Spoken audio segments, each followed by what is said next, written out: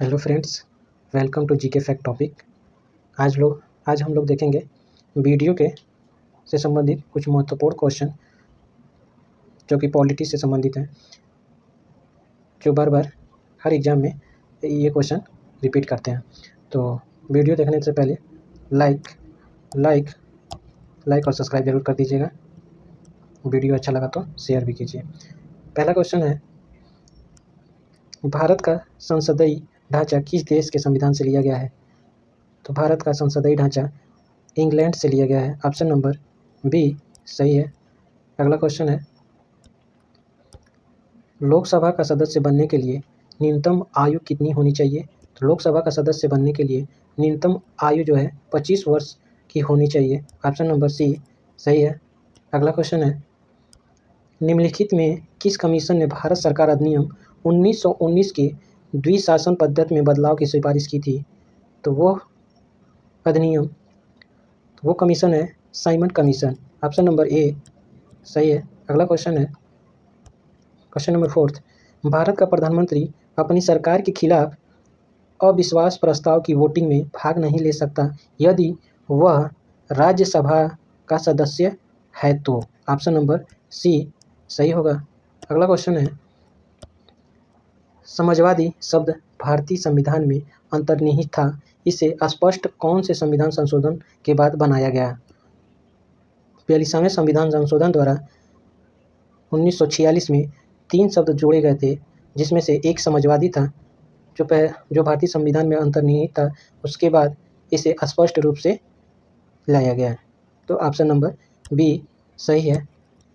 अगला question number 6, यदि कोई विधेयक संसद के एक सदन में पास हो जाए लेकिन दूसरे में लंबित हो तो संसद के दोनों सदनों की संयुक्त बैठक कितने समय के लिए बुलाई जा सकती है?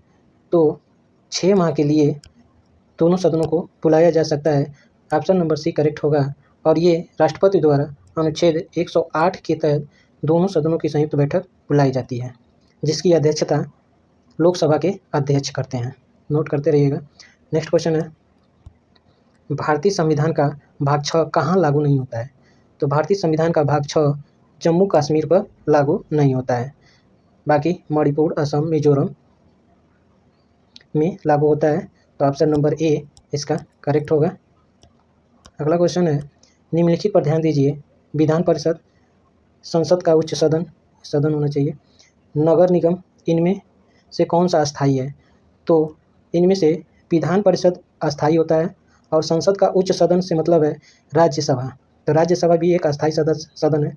तो यहाँ ऑप्शन आपका हो जाएगा 1 और 2 सही है, यानी ऑप्शन ए करेक्ट है।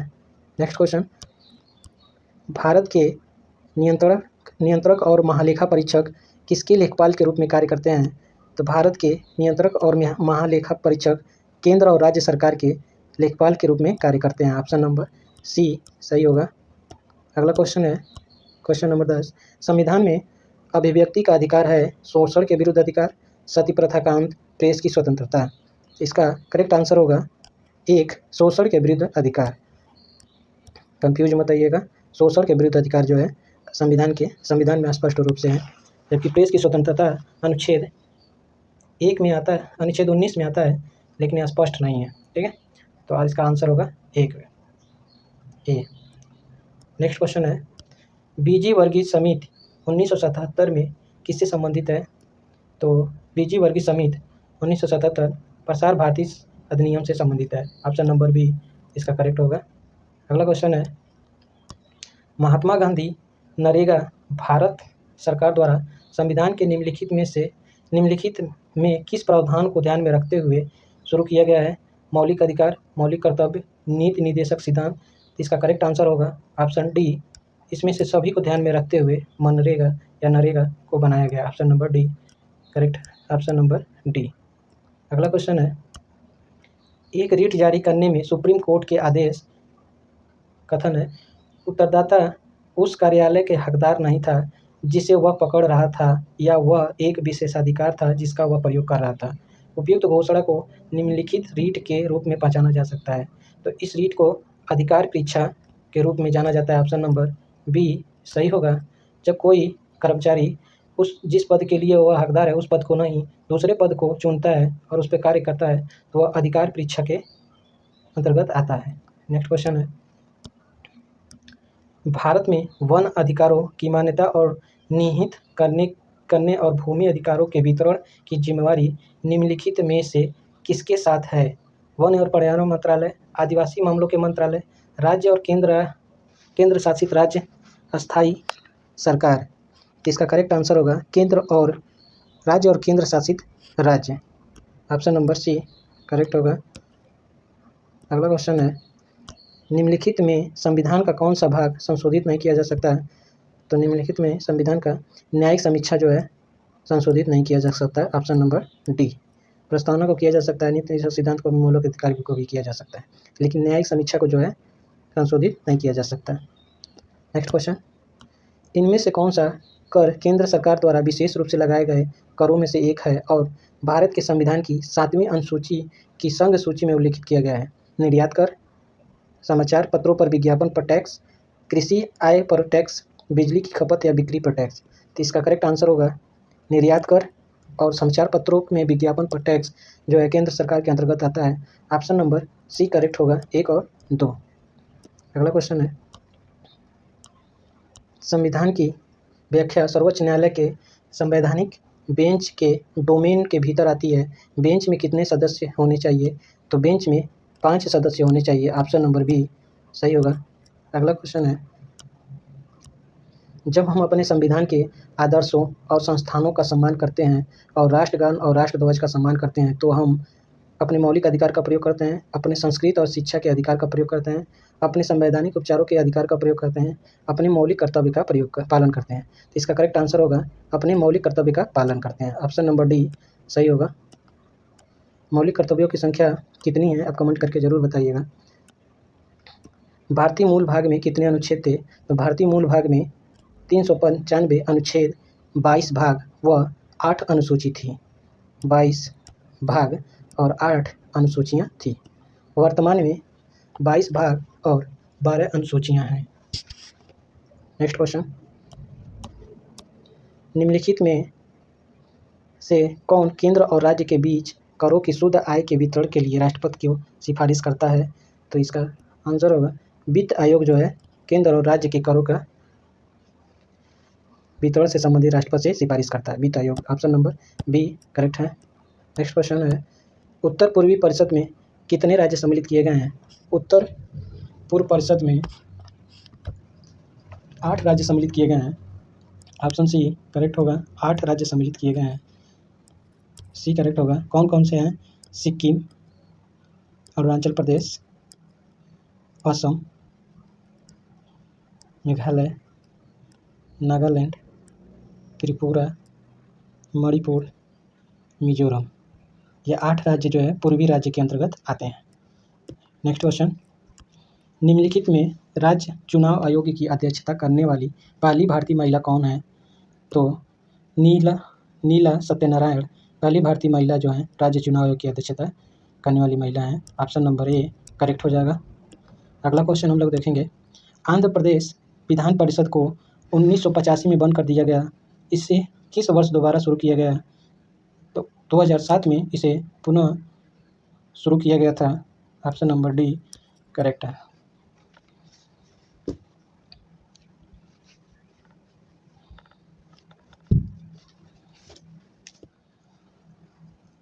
पूर्ण राज्य बनने से पहले निम्नलिखित में कौन सा केंद्र शासित प्रदेश नहीं था? तो इसका करेक्ट आंसर हो जाएगा सिक्किम जो है कभी भी केंद्र शासित प्रदेश नहीं था। ऑप्शन नंबर डी सही हो जाएगा। हिमाचल प्रदेश, मणिपुर, त्रिपुरा जो है पहले केंद्र शासित प्रदेश थे। नेक्स्ट क्वेश्चन है, क्वेश्चन नंबर 25, एक राज्य का राज्यपाल विधानसभा में 1/3 सदस्य को मनोनीत करता है। विधान परिषद विधानसभा के 1/6 सदस्य को मनोनीत कर सकता है, विधान परिषद के 1/3 सदस्य को मनोनीत कर सकता है या विधानसभा के 12 सदस्यों को मनोनीत कर सकता है। तो इसका करेक्ट आंसर होगा विधानसभा के 1/6 सदस्यों को मनोनीत कर सकता है। ऑप्शन नंबर बी सही होगा। आगे बढ़ने से पहले जो भी भाई वीडियो को लाइक और सब्सक्राइब शेयर ना किया हो तो एक बार जरूर कर दें। Thank you.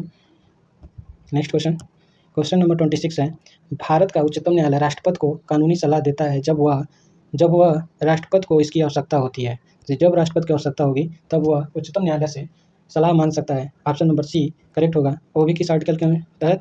आर्टिकल 143 के अनुसार जो है वह उच्चतम न्यायालय से सलाह मांग सकता है। नेक्स्ट क्वेश्चन, राज्यसभा में राज्यवार सीटों का आधार क्या है? तो राज्यसभा में राज्यवार सीटों का आधार जनसंख्या है। तो नेक्स्ट क्वेश्चन होगा, ऑप्शन इसका करेक्ट होगा बी, जनसंख्या के आधार पर जो है राज्यसभा के सीटों का बंटवारा होता है।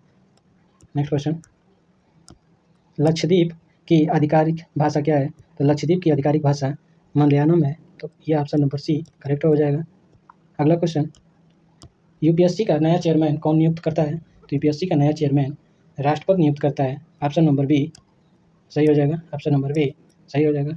अगला क्वेश्चन, मौलिक अधिकारों पर लगाए गए प्रतिबंधों की तर्कसंगतता निम्नलिखित में से किसके द्वारा तय की जाती है? तो मौलिक अधिकार की प्रतिबंधितता पर लगाए गए तर्कसंगतता की कोर्ट द्वारा तय की जाती है।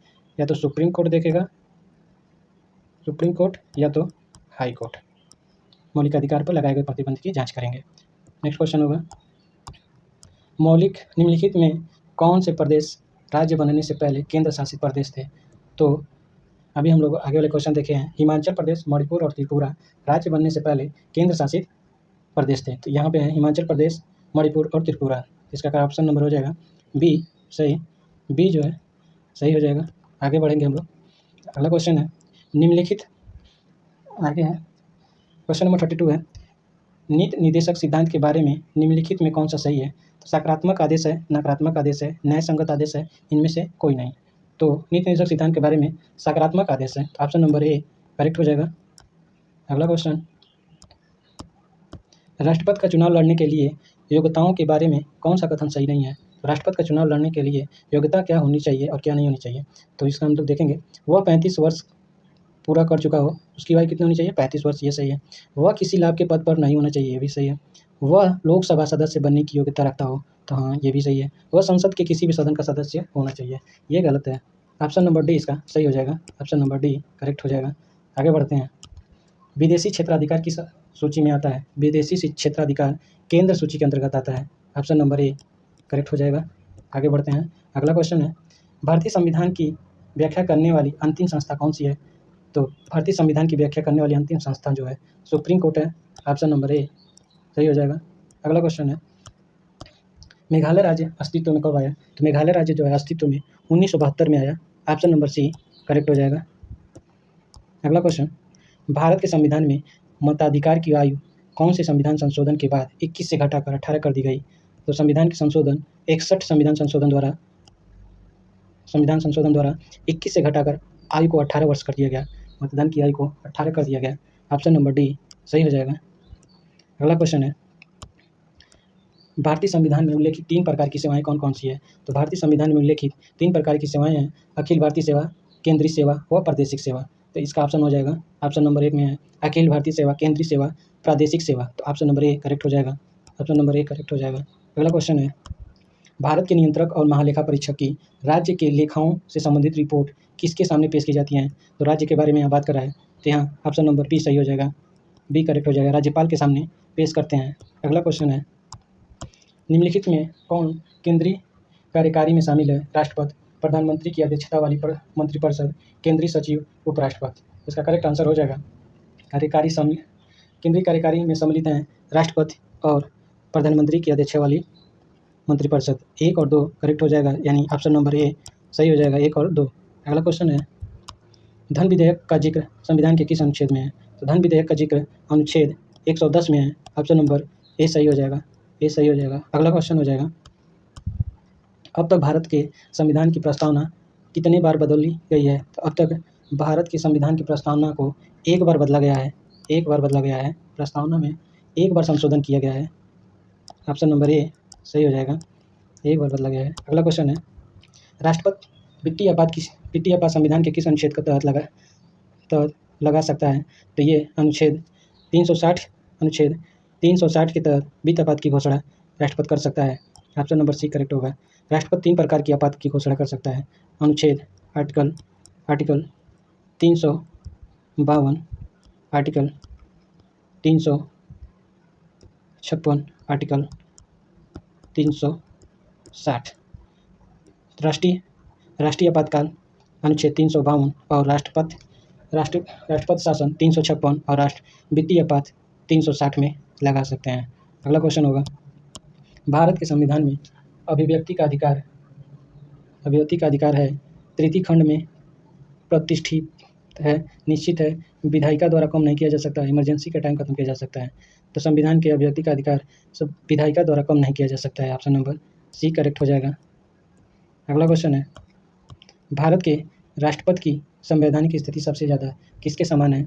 भारत के राष्ट्रपति की संवैधानिक स्थिति ब्रिटिश प्रधानमंत्री के समान है, ब्रिटिश के प्रधानमंत्री के समान। ऑप्शन नंबर डी सही हो जाएगा। अगला क्वेश्चन है, इंडिया जो कि भारत है राज्यों का एक संघ होगा, यह भारत के संविधान में निम्नलिखित में कहाँ उल्लेखित है? तो अनुसूची 1 में राज्यों का एक संघ होगा, यानी ऑप्शन नंबर बी करेक्ट होगा, अनुच्छेद 1 में है। अगला क्वेश्चन, कोई वित्त विधेयक धन विधेयक है या नहीं, इसका निर्धारण कौन करता है? तो कोई वित्त विधेयक धन विधेयक है या नहीं, इसका निर्धारण लोकसभा का स्पीकर करते हैं। ऑप्शन नंबर सी सही है। अगला क्वेश्चन है, बोडो भाषा के बारे में निम्नलिखित कथनों पर ध्यान दीजिए। यह असम की आधिकारिक भाषा है, यह भारतीय संविधान की 8वीं अनुसूची की 22 भाषाओं में से एक है, यह देवनागरी लिपि में लिखी जाती है। इनमें से कौन सा कथन सत्य है? तो इसमें से सभी कथन सत्य हैं, 1, 2 और 3। ऑप्शन नंबर डी करेक्ट होगा। यह असम की आधिकारिक भाषा है, यह भारतीय संविधान की 8वीं अनुसूची में सम्मिलित है, यह देवनागरी लिपि में लिखी जाती है। ऑप्शन नंबर डी करेक्ट है। अगला क्वेश्चन, अस्पृश्यता का अंत भारतीय संविधान के कौन से अनुच्छेद में है? तो अस्पृश्यता का अंत अनुच्छेद 17 में हुआ है, तो अनुच्छेद 17 में ऑप्शन नंबर डी सही हो जाएगा। उपाधियों का अंत जो है अनुच्छेद 18 में है, और 11 में नागरिकता है, अनुच्छेद 12 में मौलिक अधिकार की परिभाषा दिया गया है। नेक्स्ट क्वेश्चन, निम्नलिखित में क्या भारत के संविधान में सरदार स्वर्ण सिंह समिति की सिफारिश के बाद जोड़े गए थे? सॉरी फ्रेंड्स,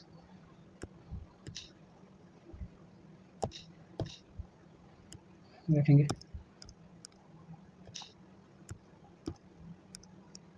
क्वेश्चन हम लोगों का क्वेश्चन नंबर 50 था, निम्नलिखित में क्या भारत के संविधान में सरदार स्वर्ण सिंह समिति की सिफारिश के बाद जोड़े गए थे? तो मौलिक कर्तव्य जो है स्वर्ण सिंह समिति की सिफारिश पर जोड़े गए थे, तो ऑप्शन नंबर सी करेक्ट हो जाएगा। कब जोड़ा गया था? 1976 में जोड़ा गया था। कौन से संविधान संशोधन 42वें द्वारा 1976 में जोड़ा गया था मौलिक कर्तव्य को। नेक्स्ट क्वेश्चन है, राज्य में सीटों का आवंटन संविधान के किस अनुसूची में होता है? तो राज्य में सीटों का आवंटन जो है अनुसूची 4 में होता है, 4थी अनुसूची में होता है। ऑप्शन नंबर डी इसका करेक्ट हो जाएगा। अगले क्वेश्चन है, सुप्रीम कोर्ट के मुख्य न्यायाधीश द्वारा किसे हटाया जा सकता है? तो सुप्रीम कोर्ट के मुख्य न्यायाधीश द्वारा संसद में प्रस्तावक द्वारा राष्ट्रपति को हटाया जा सकता है। सुप्रीम कोर्ट के मुख्य न्यायाधीश द्वारा किसे हटाया जा सकता है? तो संसद में प्रस्तावक द्वारा राष्ट्रपति को हटाया जा सकता है। ऑप्शन नंबर सी करेक्ट हो जाएगा। अगला क्वेश्चन है, एंड हो गया। तो वीडियो अच्छा लगा हो तो लाइक, सब्सक्राइब और शेयर जरूर कर दें। थैंक यू फ्रेंड्स, मिलते हैं नेक्स्ट वीडियो में। Bye bye.